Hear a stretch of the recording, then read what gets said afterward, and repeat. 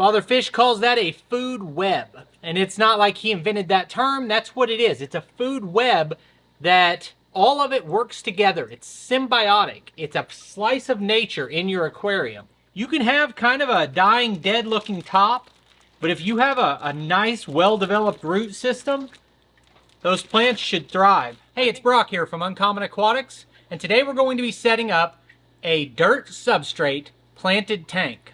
Now, for a lot of you, when you hear that, you think of Father Fish, the Father Fish method that's popular on YouTube.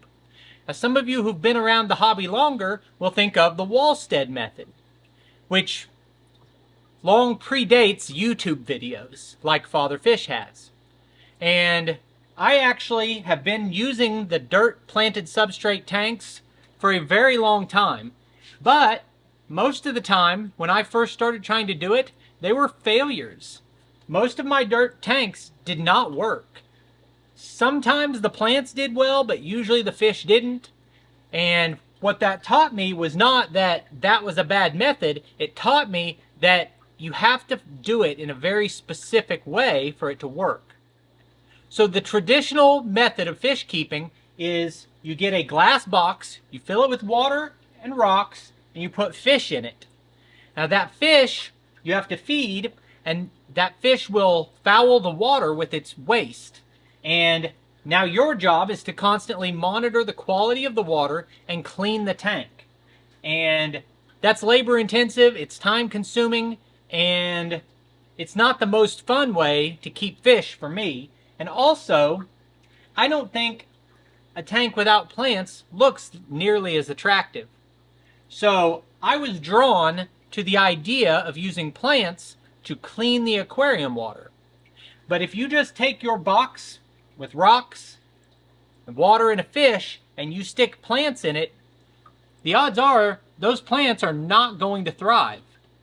And plants can only clean the water for you, not just by being in there, but by growing and thriving and using that excess nutrients out of the water. So if you have your fish in a tank, you add some plants and the plants don't do very well, the next thing you do is start watching videos on aquarium plants and you find out, oh, well, I need fertilizer, and I need potassium, and I need micronutrients, and I need root tabs, and you start doing some very complicated things to try to figure out how to provide your plants with everything they need. And these things are expensive. I use them in certain instances, but for the most part, this is a very expensive way to keep a planted tank. And even if using all of this works and your plants grow, you're probably still going to have to do water changes because you're putting in, it's impossible to put in the exact right amount of all of these things. So the leftover remains in the tank and builds up. So if we want a natural aquarium that is low maintenance and beautiful and natural, then we've got to really put thought into how we build that planted tank. So we give ultimate credit to Diana Wallstead for publishing The Ecology of the Planted Aquarium. That's a book I checked out of the library in the early 2000s. I learned a lot from her book, but I still kind of struggled. Next, I found Dustin's Fish Tanks on YouTube, and he was always doing dirt in your tank. Well, I tried his method, and I struggled to keep anything alive. And it took years of trial and error to kind of learn what works and what doesn't.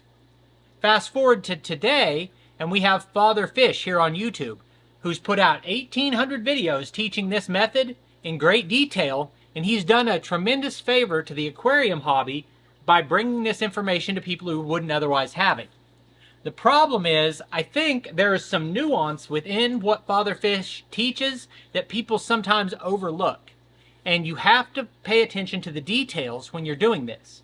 So today we're going to set this aquarium up. We're going to build it out using the Father Fish method.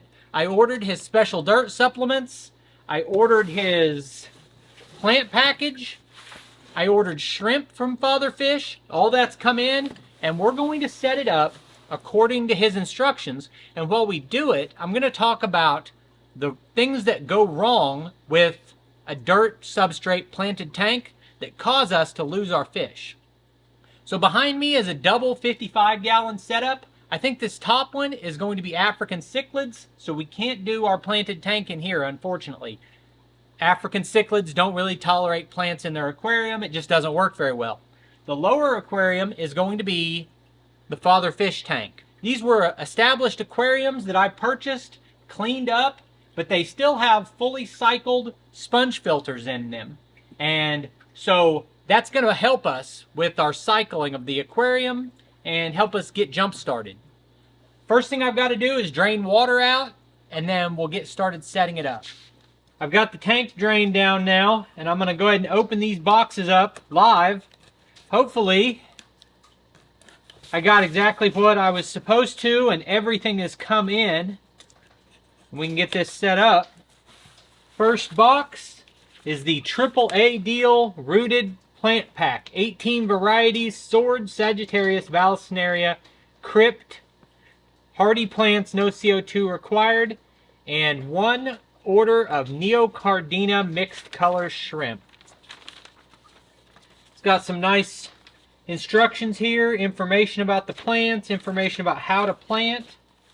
And let's see, I've had some bad results of ordering shrimp online and having them arrive alive.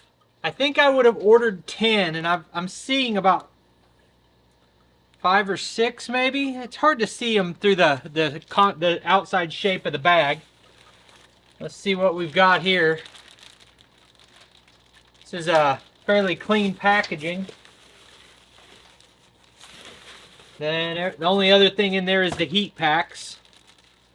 Okay, so like each one of these bags, it's all pressed flat, but you can see that those are large, healthy plants with huge root systems. The type of root system you have on your plants is almost more important than the top part you have of the plant. You can have kind of a dying, dead looking top, but if you have a nice, well-developed root system, those plants should thrive. I think these would be the Vallisneria. They have pretty nice roots on them too. And these would be the sword plants. Look at those roots. Really nice, healthy root systems. I expect these plants to do really well in here. As we look at those plants, a big part of the father fish system is a lightly stocked aquarium does not do the job. You have to plant it heavily. And I said that backwards. You do want a lightly stocked aquarium in terms of the fish in it. In terms of your plants, that's where you need a lot of plants. Oh, we got two father fish stickers here. Woot woot. We'll have to put those somewhere. So this bag is just our soil. I kind of thought this was a bag of dirt, but it is not. This is a very complicated mix of like 10 or 12 different types of minerals and buffers. He's got the full list of everything that's in it. Oh, here it's on the back. Humus, compost, unfertilized rich soil, worm castings, biochar, diatomaceous earth, Epsom salt, baking soda, limestone, ferrous sulfate, clay powder, mycorrhizal fungi, blood meal, bone meal, bat guano, phosphate. All of this is a complex additive that's going to make our soil perform better long term. Now that we've got our tank drained, we're going to dump this bag in and kind of spread it across the bottom. These bags are designed for a size of aquarium. This is a 55-gallon aquarium, and that is for a 55-gallon aquarium. From previous videos that I had watched, I thought I would be mixing peat moss and potting soil into this, so I had those setting aside. But we have a full 1-inch bed all the way across. And Father Fish is very clear, you only need, as a matter of fact, you only want that 1/2 inch or that 1 inch of soil. And as I look at these instructions, it specifically says you don't have to add anything else. So something has changed throughout his process that he now includes everything you need in his soil mix, his substrate mix. Now we have our layer of wet dirt at the bottom. And in some of the father fish videos, he'll take a spray bottle and wash the dirt off the glass if he's got any on the glass. Because what you don't want is to have that dirt all over this, then fill it with water. Then you'll have dirt settling on top of your sand. And it wouldn't really ruin anything, but it wouldn't look good.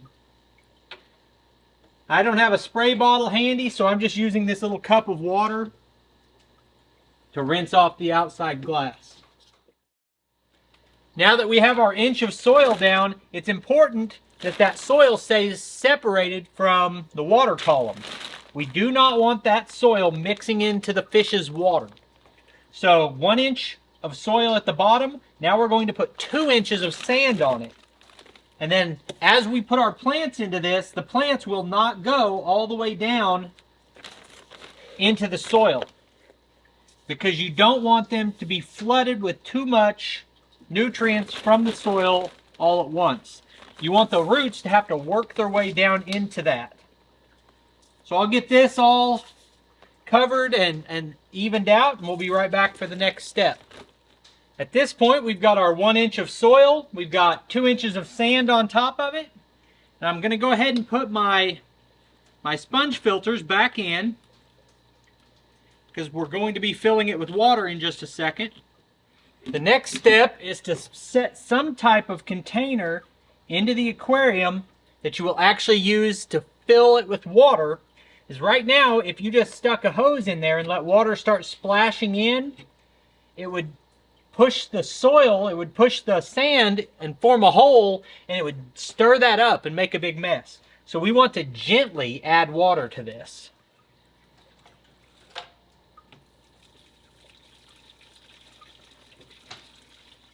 Now that we have the substrate down and we have the water level up, I need to kind of let that dust settle. It's a little bit cloudy right now, and if I put my plants in, it would be fine, but you wouldn't be able to see them. So we'll take just a minute and talk about why I think the majority of father fish aquariums fail, and why they failed for me in the past. The biggest problem is we all see the headline when we see his videos, and sometimes we only look at the part we want to hear. And that part is that you never have to do water changes. And anybody is going to be a fan of the idea that you don't have to do water changes and your aquarium can be happy and healthy and clean and clear. But the only way that works is a few specific things have to be followed. The first I already talked about is you cannot allow your dirt substrate to come in contact with the water column at any point. If right now, if I take my hands and take those plants and jab them down into the bottom and then pull up, and then maybe even decide, no, I want that moved over here, what's going to happen is I'm going to break through all that sand, disturb the bottom, and bring that soil into contact with the water column. You can't do that. So as I plant, I need to stick the roots only halfway down through that sand layer. That's why you have a 2-inch sand layer. The nutrients from the soil will work up through the sand about halfway. The roots will start coming down and find that, and eventually those roots will spread down and find that soil. So that's a big thing. You cannot let your soil substrate come in contact with your water column.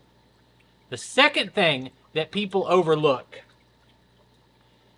the volume of plants in the aquarium. You cannot just have a few scattered plants. You need to fill the aquarium with plants so that they can accomplish more and absorb more waste than what the fish produce. Third thing is, you can't overstock with enormous messy fish. So if you put 3 plants in there and then 2 Oscars, it's not going to balance. It's not going to work. So you have to get a balance between the plants and the fish. The biggest thing that people don't take seriously about the father fish aquarium style is the importance of microfauna. We know that there are certain things we need. Obviously, we need water in the aquarium, and we need substrate, we need plants, and we need fish. Everyone seems to grasp that those 4 things are absolutely required. The next thing you need is microfauna. And there's an entire sliding scale of that. From, not microfauna, but these are still fish, but it's good to have something like some Corydora catfish that kind of eat some of the uneaten food on the bottom. And then you go below that and you've got things like snails and shrimp. And then below that you have isopods. Below that you have scuds. And below that you have moina and daphnia. Those microorganisms are incredibly important for the aquarium. And everything that I just listed gets down to the point where it's so small you can barely see it, but you can see it. It's a microorganism.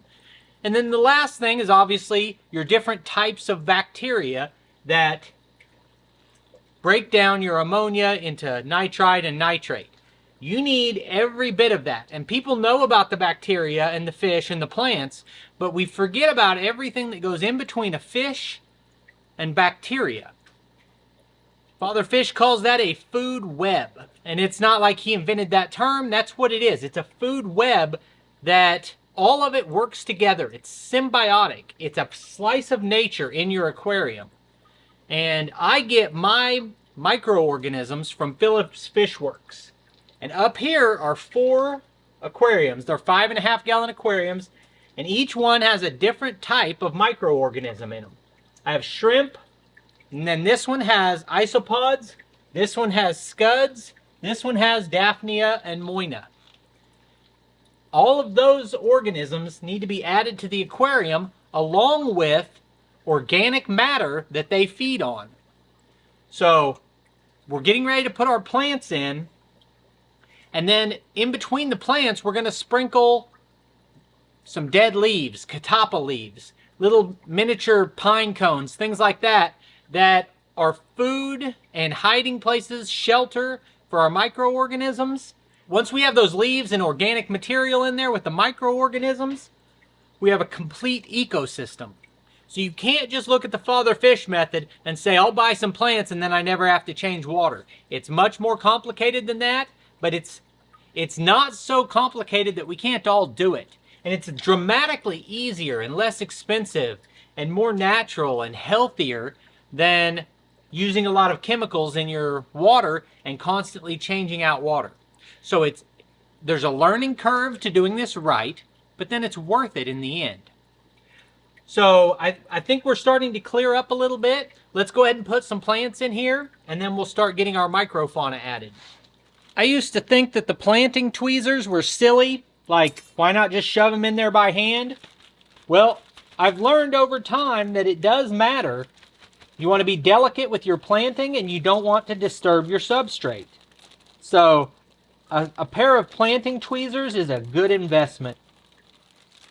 I'll put links in the video description to a lot of the things I've talked about in this video, like where you can order these plants, and the microorganisms, and your planting tweezers, things like that. These swords are a tall plant. I'm going to stick those towards the back.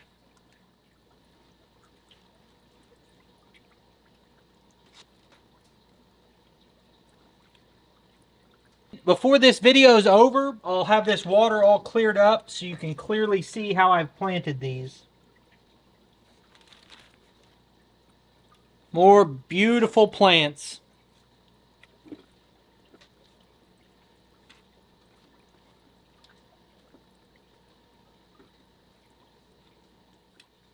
I believe these are the crypts. Look at those beautiful roots on those crypts.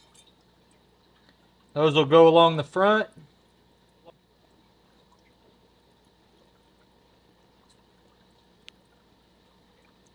So now we're coming up here to my microfauna tanks, and we're going to harvest some of these baby snails, some of this leaf litter, some shrimp, isopods, rocks, just a mix of things that are out of these fully established aquariums.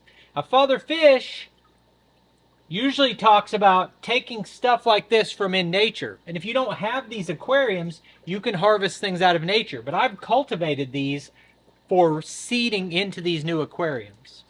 Aquarium has a lot of isopods in it. Those isopods are pretty small and hard to see. And they bury in the rocks. So I'm just going to scoop some of these rocks out. Not really as substrate, but more as a collection method for the isopods and as seeding material for beneficial bacteria. And we're just going to dump all of that into our little bucket here. I've also got some new catappa leaves because I don't want to rob everything out of those aquariums. So I'm going to add a catappa leaf. After allowing the tank a little bit of time to settle, everything looks really nice. We don't have any dirt contacting the water column. Now there are 18 plants in here, which sounds like a lot, but it still looks pretty empty. And part of that is because these plants need time to spread and propagate and fill in. But I think I'll probably go buy some more plants for it. I really want this to be heavily planted before giving it that much time. I also added this lily back here and some hair grass. And this hair grass had grown all the way across a bowl that I planted, and it had like a mat of root system. I could have pulled it up like a piece of turf in your lawn, and I just pulled off a piece of that about 3 or 4 inches, and I'd like to see this grass right here just spread all the way across. And I don't remember what that plant was. I think it might have been dwarf Sagittarius, but I'm not certain, but I know it did a great job carpeting in that bowl. As far as what's actually in here with the plants, all I have right now is a bristlenose pleco, about a dozen baby snails, little tiny ones. Probably, actually, I think I only put about 6 or 8 of them in there, but I really like snails. And then I've got about a dozen shrimp, and then whatever microorganisms I scooped up whenever I was scooping rock out of each tank. So we have enough life in here that's going to seed and spread. Now I have a decision what kind of fish to keep in here. I kind of would like to do angelfish, but there's already 15 angelfish in the tank behind me. I thought about doing ram cichlids because I like them so much. I've got a dozen of them behind me. But I might do something like swordtails or guppies. I want to do something that's not going to eat the plants or dig up the plants, because this specific aquarium, out of all the ones I have, is focused on the plants. Anyway, I appreciate you taking time to watch this video. I'll put links on the screen to a couple more of our videos, and I'll see you next time.